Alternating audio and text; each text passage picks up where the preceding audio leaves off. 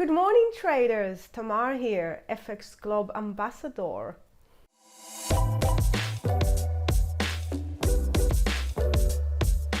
With your morning bell for Friday, the 16th of December 2022. And what a big week we had. What a big week of economic news and central banks. So we saw interest rate in Europe, in the US rising by 0.5%, and central banks warning that the fight against inflation is not over and there is more pain to come.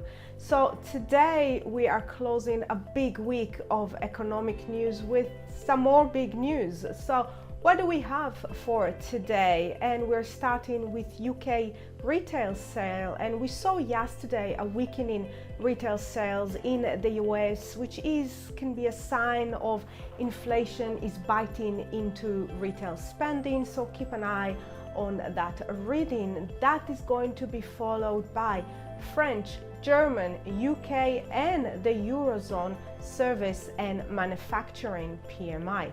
But the big one is saved for the Eurozone today, and that is CPI.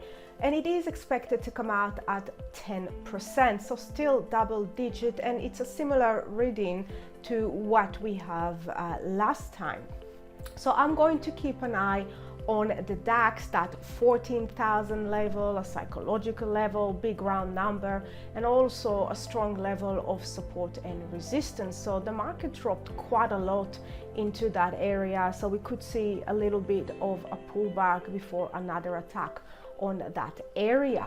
So moving on to the US, and we are going to see also from US service and manufacturing PMI, as well as Baker Hughes oil rig count. So still keeping an eye on that oil chart. The level that I'm interested in the break of is around the 75, a lot of touches on that area.